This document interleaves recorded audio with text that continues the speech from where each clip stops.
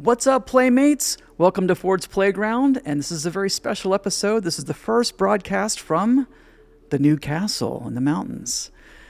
I hope you guys are doing really well. I know I've missed a couple of weeks, but I'm back, and I've all moved into the new place, and I thought we'd do a new show tonight.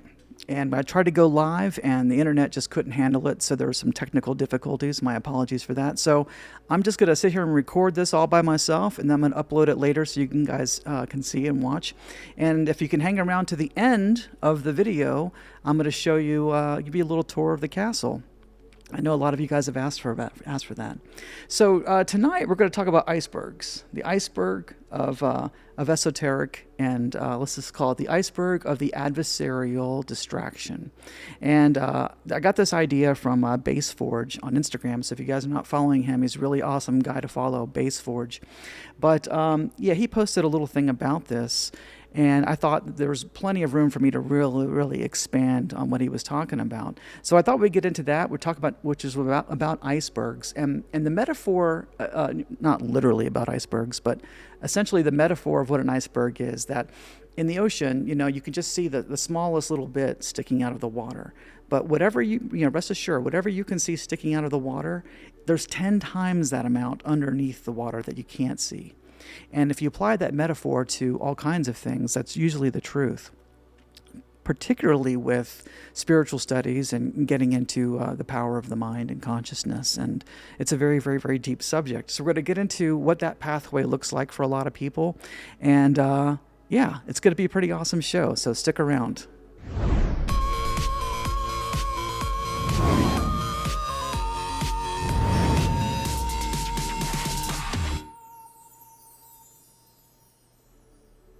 And I'm back. So good to see everybody tonight. I wish I could see you in the chat, but I'm just going to have to just wing it and pretend that you guys are all here with me. At least you're here with me in spirit, which is awesome. So, yeah, if you guys are new to the show, all this talk about castle stuff, what I talk about on this show is the power of the mind. It's all about when you realize the truth of consciousness, when you realize the truth of singularity, you harness the full power and potentiality of the mind. You can materialize your dreams. You're realizing that you're in a lucid dream, and because it's a dream and you're lucid in it, this thing we call reality, anything can be attracted to you through getting your vibration right. And what that means is that everything is vibrational. Everything has an energy to it. Like an opera singer smashing a wine glass, right? She sings the note, and when the pitch of her note matches the frequency that it embodies the glass shatters. Well, in the same principle, you can use something called sympathetic resonance, which is a way to attract things into your life by matching their frequency. So that's what I talk about a lot on this show. And I said in the beginning that I was going to materialize something amazing to show everybody, and here it is. I'm now living in a beautiful castle in the mountains, and I just left a tiny little house in the city to show you that it's all here. It's all in the power of the mind, the power of the heart, and getting in touch with that, and learning how to vibrate at the resonant frequency of the things that you want and desire. Now, all of that to say, for you to realize too, that attracting things into your life is not going to be the answer to the peace and the happiness. They make life amazing, and they make life, interesting and awesome. But the true happiness requires nothing to be manifested whatsoever. It's about just dropping all of these beliefs, just dropping beliefs. And the better you can get at dropping beliefs, the easier it's going to be to attract things into your life. And as you drop these aspects of belief, there's a realization of the mind that takes place. And in this realization, you realize that you are it. You are the whole thing. The whole thing's a gas. It's a dream, and you're the master of this dream. And this message is found everywhere. It's found in every religion. It's found in every kind of teaching you can think of. And anyway, this is what I talk about on the show. And the proof's in the pudding. Here it is. What does it say in the Bible? Know them by their fruits. I'll say no more about it.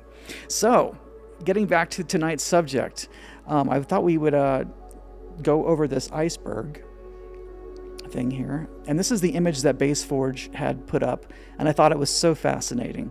He called it the esoteric iceberg. I wouldn't really call it that. I would call it the adversarial iceberg. Adversarial meaning the devil, right? Not a devil personified as an outward figure, but a devil that that is vibrationally harmonic with our own shadows. And as a shadow self is a deeper side of consciousness inside of you, and it is the counterpart to the ego, which I've done plenty of episodes about it. If you want to check those out, just check out my channel, Ford's Playground, and you'll find tons and tons of episodes about that.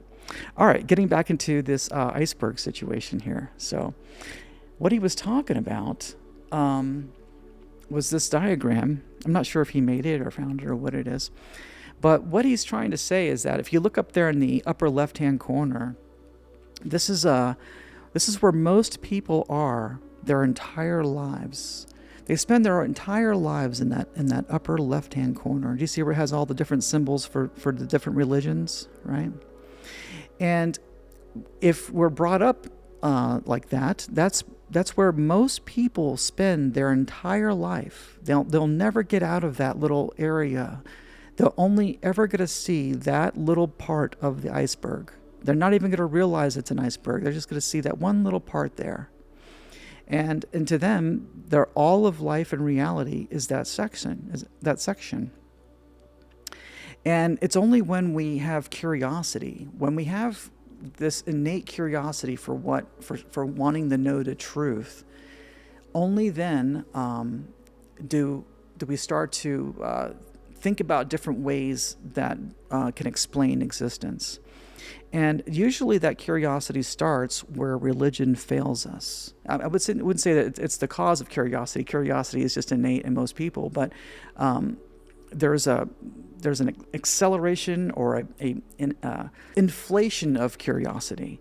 And a part of that is going to be triggered by where religion fails us. As we start to learn about religion, we're told that religion is the answer, and it explains where we come from, it explains the meaning of our life, it explains where we're going, it explains where we're going after we die. It explains so much, and all of that is wrapped up in a story, and this story is what we call religion. Now, the story itself can be read and interpreted many, many different ways. These really are holy books. Don't mistake them for anything other than that. All of them are holy books. Even though this is the dream that we're experiencing, these are holy books. And in them are the story of how we come to be. But the story can be interpreted in lots of different ways. And when you can find the correct interpretation, what happens is you start to see how Christianity is saying the same thing as Buddhism, which is saying the same thing as Judaism, which is saying the same thing as the Muslim. It's all continuations of the story, beginning with Taoism and Hindi. So they're just kind of like reinventions of the same story, but we've separated them into all these different religions, which, strike me down if a lot of people think that that's very blasphemous for me to say that, but I think it's the kind of thing that unites the world. Now, please do not mistake what I'm talking about for what this agenda is to create a one world religion. This is not what I'm talking about, because what I'm talking about is not external from you. The thing that I'm talking about that is the holiest thing in the world is deep inside of you. I often say that you cannot get to heaven when you die. You can only get to heaven while you're alive.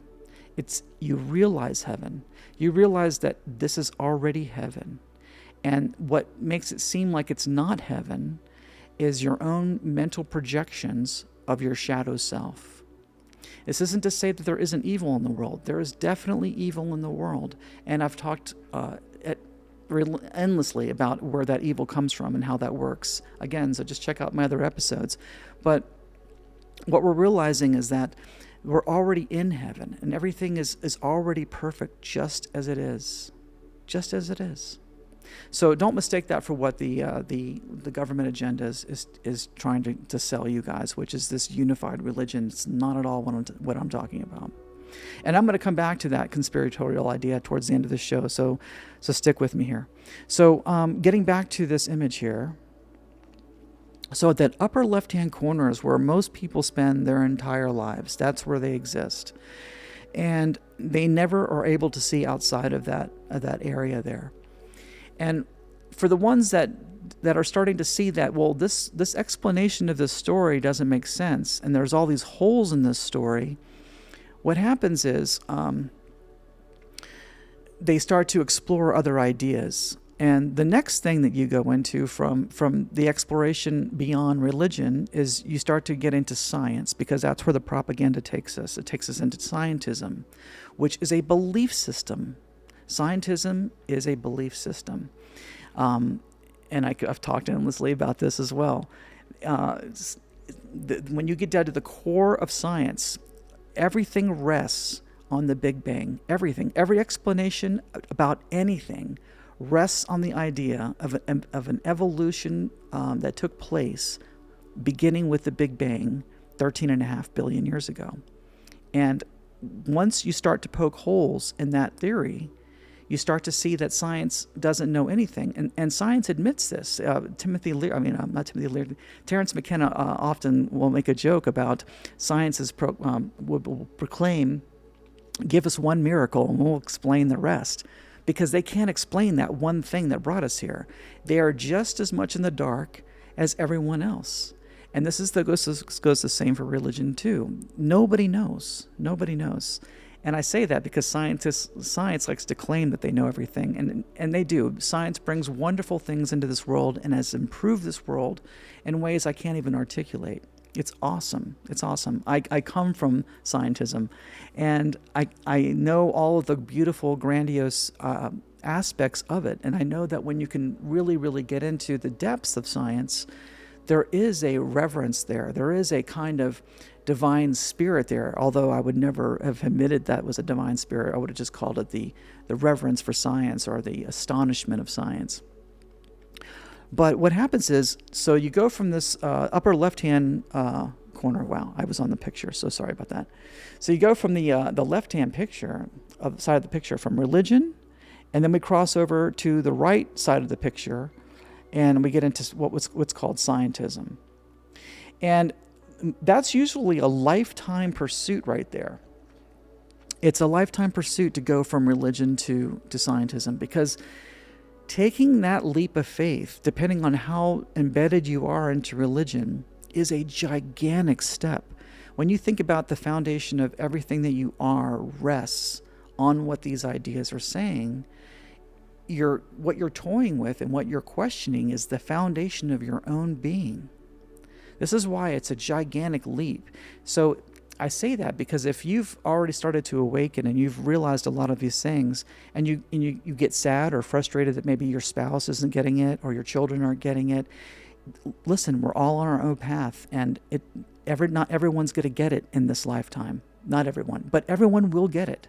So don't worry about that. Don't worry about someone being left behind. Okay, it may take many lifetimes for them to see it. Just have joy in the fact that you know, and rest assured and peace that they too will find this answer too. It will come to them, but don't stress over it. Okay, they are just on the journey that they need to be on for this experience and for their own self-development. So getting back to this really cool picture, we go from religion over to science. And we've abandoned religion, and when we get very frustrated with the ideas of religion and where it fails us, and it does fail us, we take this leap over into science. And science seems to have all of the answers. And that will hold us there for a while. For most of us, it will hold us our entire lives. But then we start to question science, because we start to see, as I was just explaining, there are holes in science. And that's not the only hole. There's a lot of them, but those are on different episodes. So what happens is on the transgression, I guess, or this movement of mind from an external spirituality that's somewhere on the outside. We move from there to science, right? And we're held by what science is. We're held by understanding. We're held by all of those things. And then science eventually fails us. And we move down into the left-hand lower quadrant of this gigantic iceberg, which is esoteric studies. And esoteric studies is a lot of the stuff that I talk about on this show. Esoteric studies are very, very deep in symbology. And you can't, esoteric study is not the kind of thing that you can just like, oh, I'm going to study it this summer and that's going to be my thing, and then I'm going to be an esoterist, or anything. This is like many, many, many years of research and learning and reading books and following different people to uncover these different levels of truth. It's a long process, as is most of these things on this trip. I've been at this for well over 20 years, and I've written 2 books about it. And I wouldn't say, I would say that I'm self-realized, but I could tell you there's endless depth in the fractality of what I'm saying. It's found everywhere when you have eyes to see. So this movement to the esoteric eventually leads to alchemy.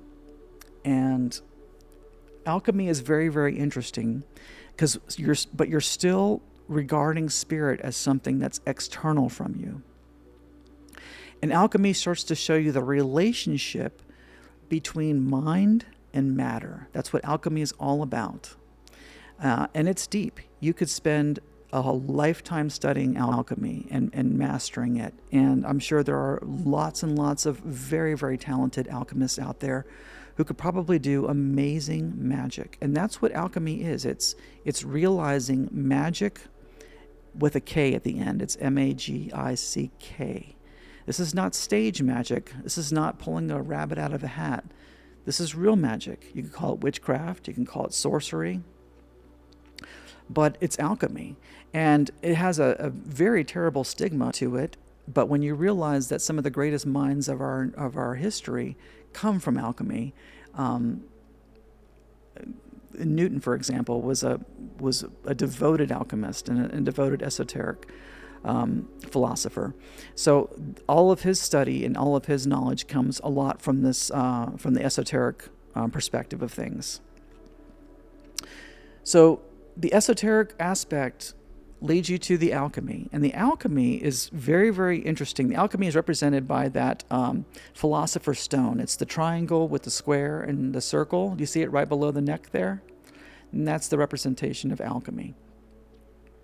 And then the alchemy, what we're doing is you're going for that philosopher's stone. You're trying to create or understand everything about the philosopher's stone. And there's a belief as an alchemist that if you could just find out the truth of this philosopher's stone, that you will have the revelation of what everything is and bestowed all these magical powers and all kinds of amazing things. I could tell you that I found the relationship with the philosopher's stone, and it doesn't bring magical powers the way you think. It does in a different kind of way, but I'll get to all that later. But the biggest thing about alchemy, what really, really makes it super interesting, is the more you start to learn about what alchemy is, and it's these mixing of different chemicals, right? And you think that you're making these potions by distilling down or reducing these chemicals down to their essence, and then combining that essence with the essence of this, and then you reduce that down to its essence. But what you realize is that all of these performances of chemicals, of with this alchemical reaction that you're doing, you start to see that there's a mental component, that there's a relationship between the compounds and the mind. It's a very hard thing for me to talk about. It's just something you start to realize. And that's the first realization of the depth of alchemy. You start to see, whoa, me mixing these chemicals and reducing them down to their essence, by focusing on reducing these chemicals down to their essence, I'm also reducing my thoughts down to their essence, right? So a lot of people think that alchemy is about turning lead into gold, right? That's the thing that we all think about alchemists. Oh, they turn soft metals into gold, or hard, whatever, lead into gold. But that's not really what it's about. It's about purifying the mind and the heart by reducing your thoughts down, distilling it down to its essence. And there's a realization that happens there, which is the alchemy has been happening on you the entire time. And you start to see that there are these patterns in alchemy, which I will dedicate a whole episode to alchemy. But there are these patterns that take place in alchemy. And you start to realize that these patterns are happening to you. They're happening in your life. And that's where it gets really mind-blowing, because you're, for the first time, starting to see the truth of the dream through the eyes of someone who's detached from the dream. There's another person behind these eyes. It's not a person, there's just a being, there's a spirit. And that spirit is the essence of who you are. That's the real you. The fake you is the ego that's in front, right? And this ego is controlled by a shadow self, which is in the back, right? But the real you is the one behind all of it. It doesn't have a voice. It doesn't have an image. It doesn't have an opinion. It just observes. It just observes forever. And the only time that it's at peace is when you are at peace, which is why meditation is so important. So alchemy brings you through all of those realizations, this connection between you and spirit and material.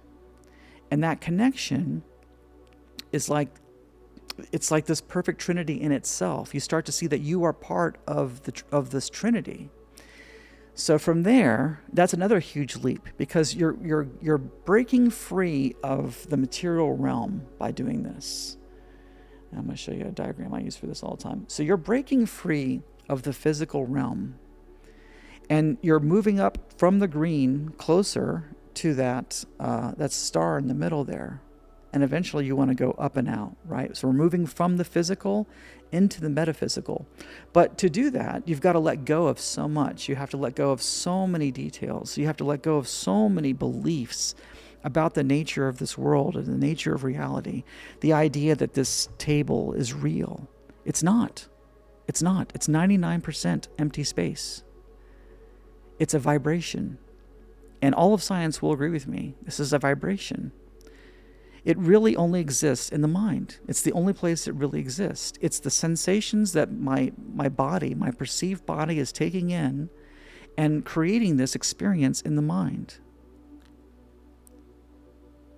And this is where alchemy brings you. You start to see the lucidity of the dream. You start to see through this Holy Trinity connection that nothing is real, that everything is as fluid as a dream.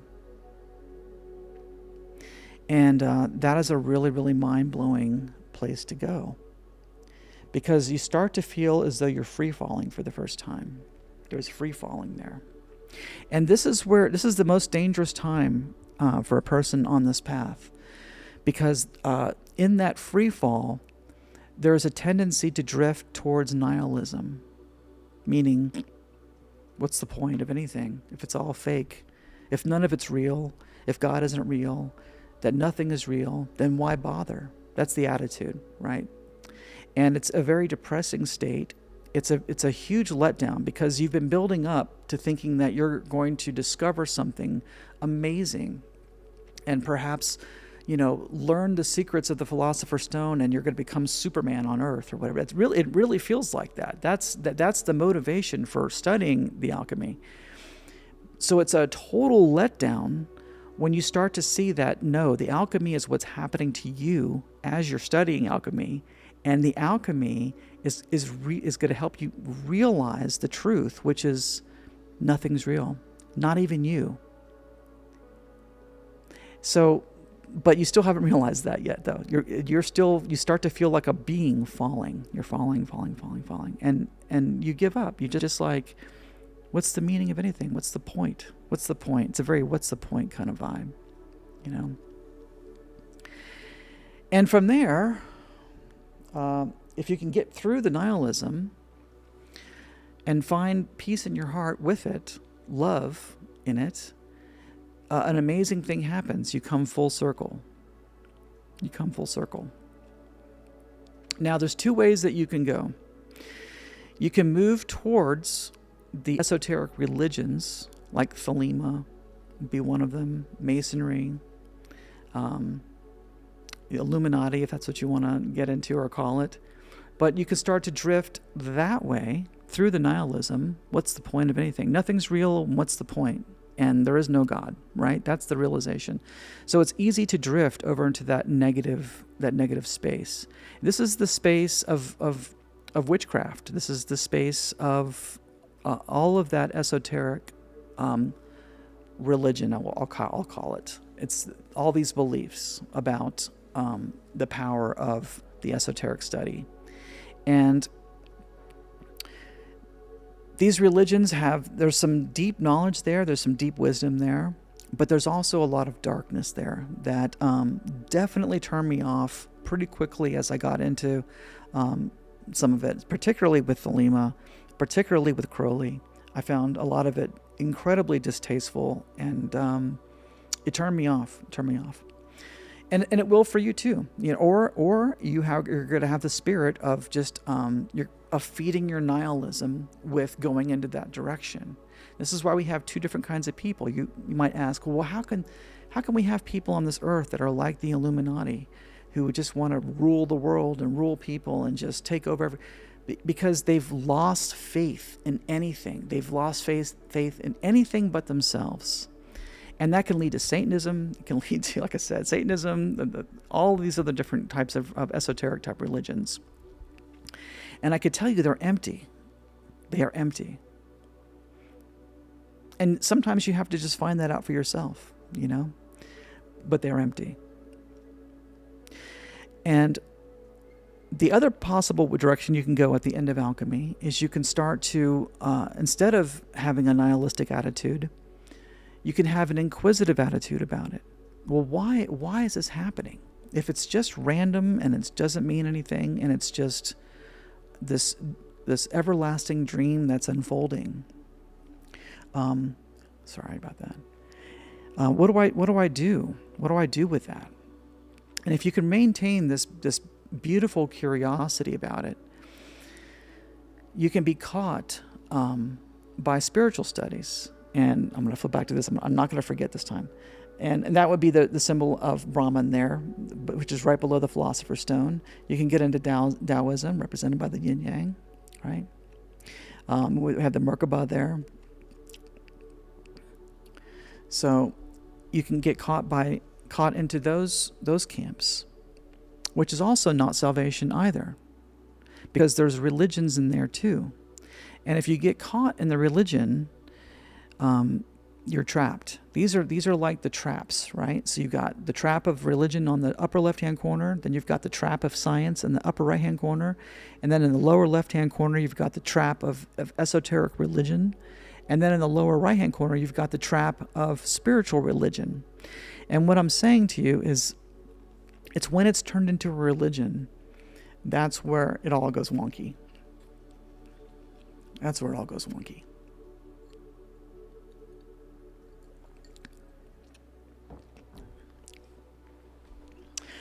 Boy, I really miss you guys. I wish I was able to go live. This is it's hard to do when you guys aren't here. I don't know why. I'm not getting your energy.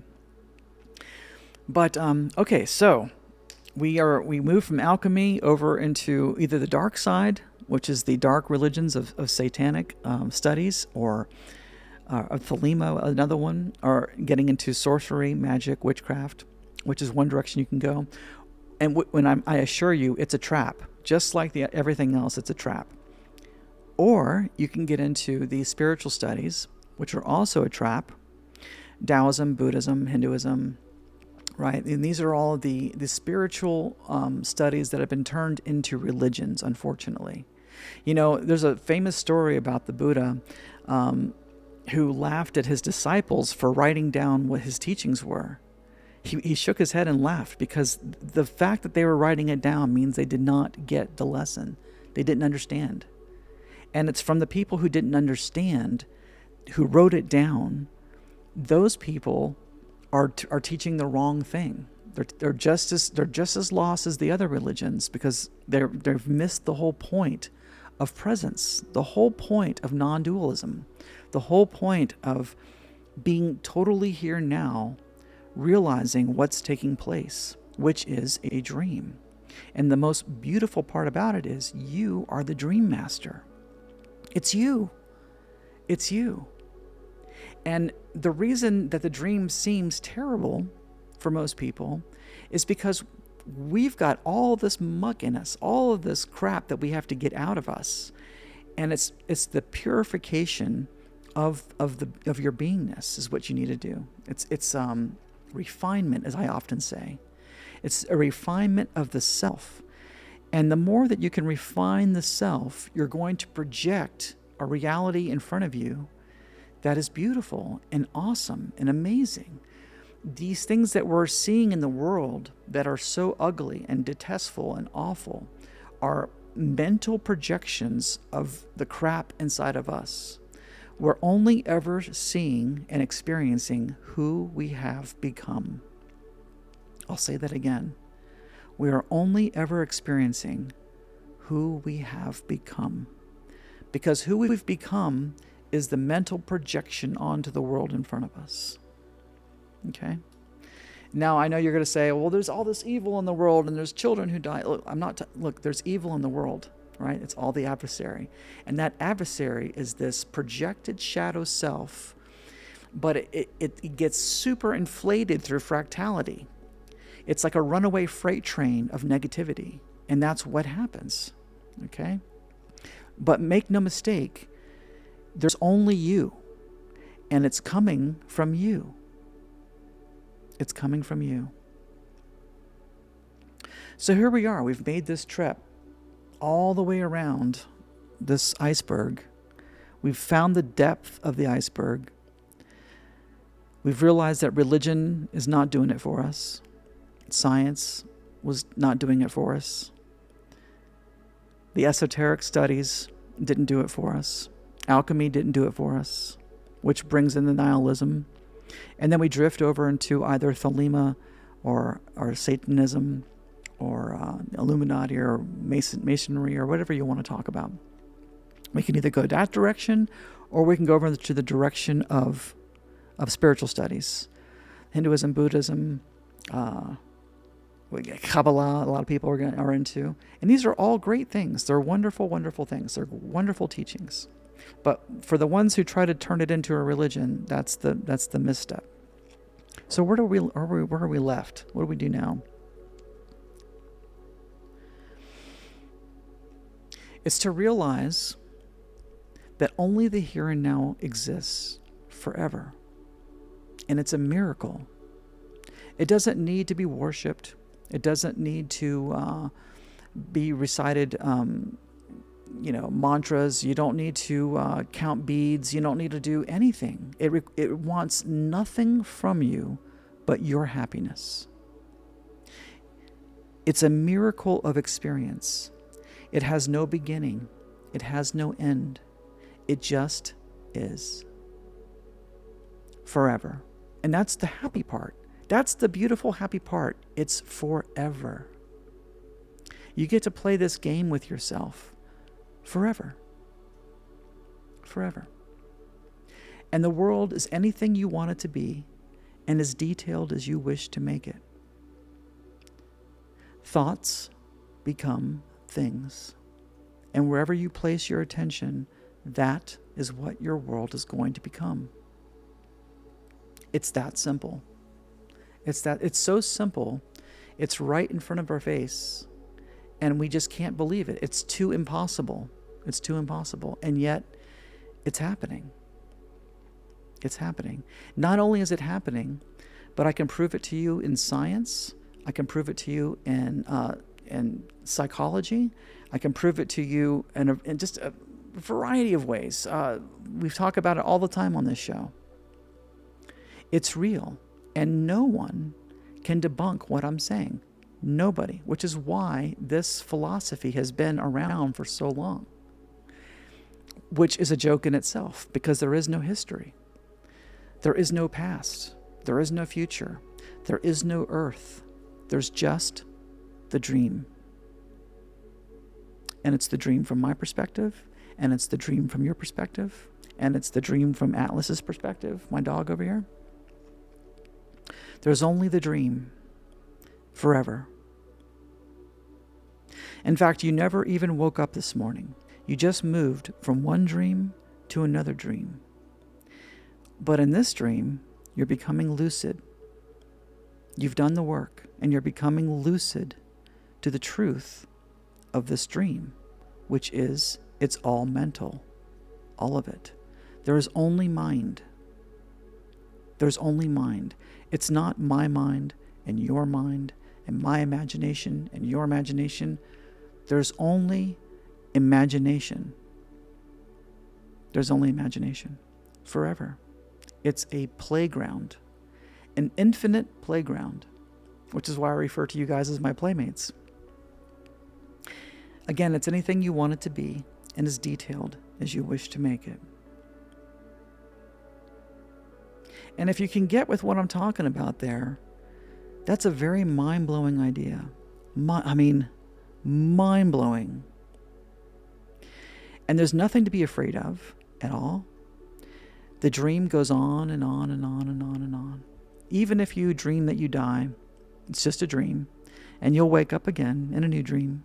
Maybe in the same body, maybe in a different body. But you've done this more times than can be even said, if you want to think about it in terms of time and resurrection. But the truth is, there is no history. There's just this moment forever. There is no tomorrow. Tomorrow is the power of belief. Because you believe tomorrow exists, tomorrow will come. It will still be the now. It will still be the present moment, but it will be dressed up as tomorrow. That's the power of belief. That's the power of the denial of what's right in front of your face. And what I'm here to say is, don't be afraid. Don't be afraid. You know, in the Bible, 365 times it says, don't be afraid. Don't be afraid. Just float. Just float. Surf it.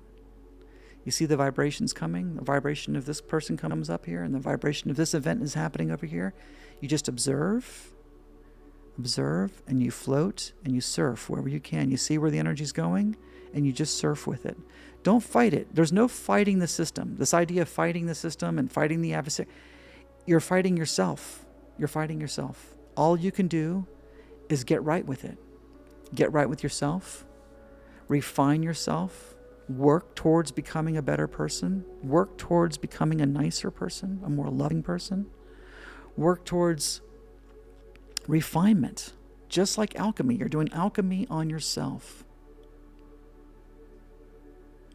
And the more you can refine yourself, the more the dream reveals itself to you. Which sounds impossible to most of you. That sounds like crazy talk. But I can assure you, from first-hand experience, it is the truth. It is the truth. If you saw my life, it's ridiculous. My life is I play. I play like a child. This isn't to say that I haven't experienced terrible things. And I've been through the ringer. I've been through years and years and years of suffering. Terribly. I'm 54 years old. A lot of people don't realize that. But yes, I suffered for more than half of my life. Terribly. But this show is not about that. Because this show is about the here and now. And the realization that there is no past. And that what that past is a way to define what my character is. That's all a past is really about. It's just to create the necessary information to define yourself. That's what it's all about. But the mind tricks us. The ego and the shadow self work together. They work together very hard to make sure that you forget this. Because the moment you forget this, they lose their power. They lose the power over you. This is about taking the helm of the wheel of your ship. You're the captain. Now, you can't do anything out here to change your life. Don't even bother. You can't. Only thing you can do is refine yourself by the ways I'm talking about. Now, here's where it's really interesting. When you start to realize that, and that's the truth, that is the total truth of what's happening. But what confirms it for you is you start to re-examine the religions that you came from in the upper left-hand corner. And when you re-examine those religions through the eyes of an endless dream, a miracle happens. And you start to see the truth of what I'm talking about printed in all of the holiest books. It's right there. This is what they're talking about. This is what Jesus is talking about. This is what Moses is talking about. This is what David was talking about. This is what the Buddha is talking about. This is what Krishna is talking about. This is what they're talking about. But it's inconceivable. If you're trapped in time and you're caught in linear time, it's inconceivable. And so we're taught religions incorrectly.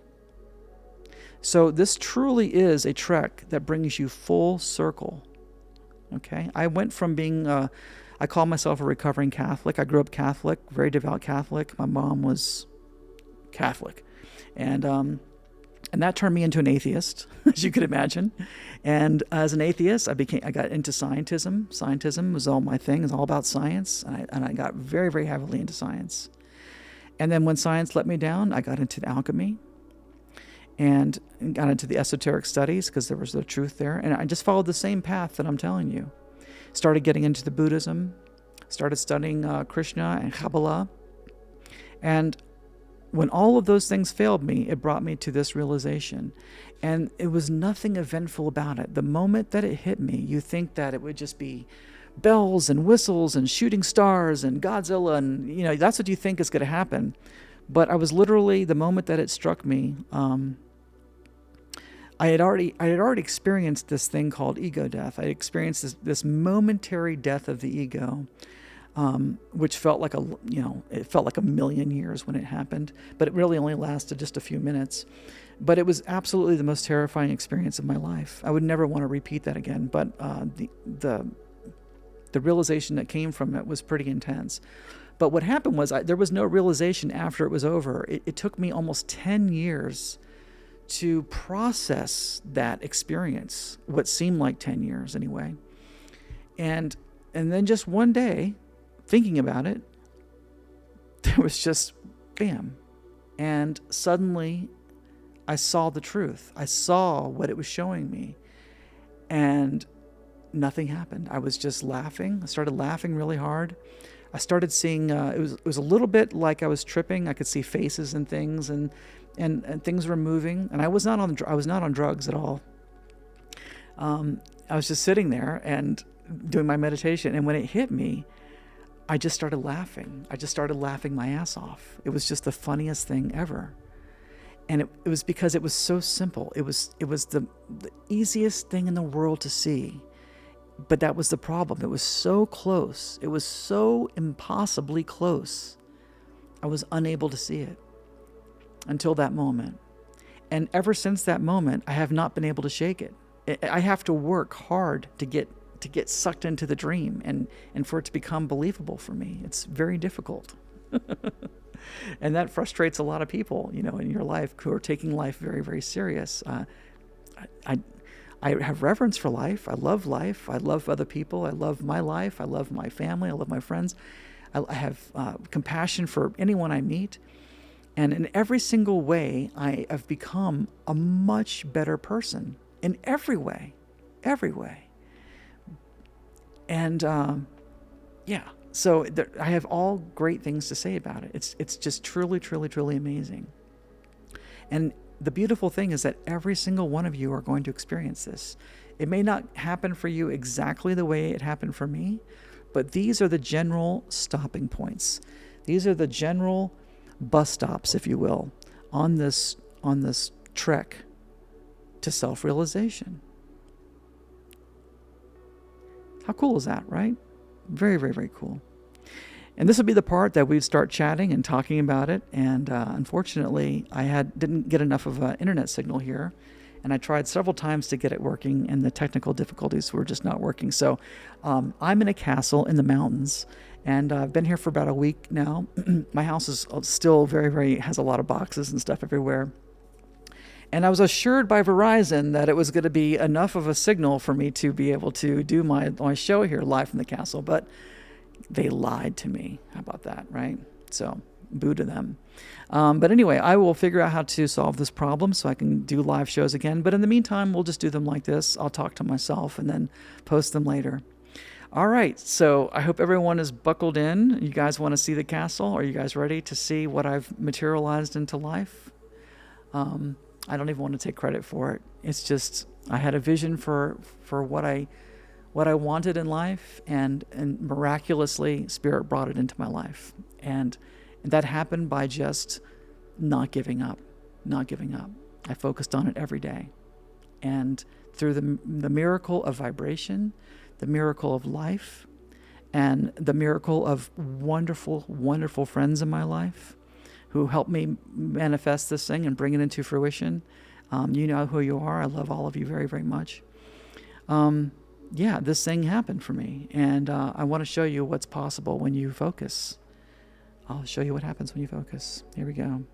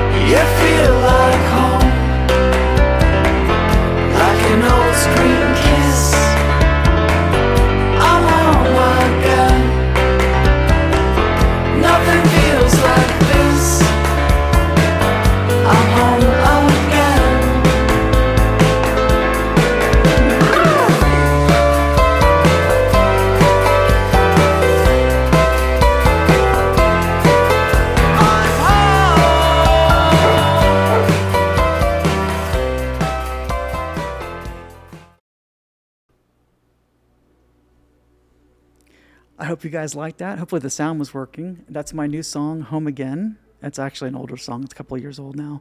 It's got millions of views, so go check it out. And I hope you guys liked that a lot. That was a little tour. And I'm not showing that to brag or show off. I'm just doing that to inspire you, because greater things than these will you do. And that's the truth. That's the truth. I have faith in you. I do. I know that you're going to do it. You're going to do it. You're going to achieve these things by refining yourself, getting one with the present moment, and be amazed at the miraculous flower that blossoms into your life and makes this dream the dream of dreams. Well, that's it, everybody. I thank you guys very much. I love you very much. Thank you for showing up. I'm sorry I wasn't able to go live tonight. I will get the internet thing figured out. But in the meantime, bless all of you guys and have a beautiful night and sleep well. Have a great night. Bye-bye.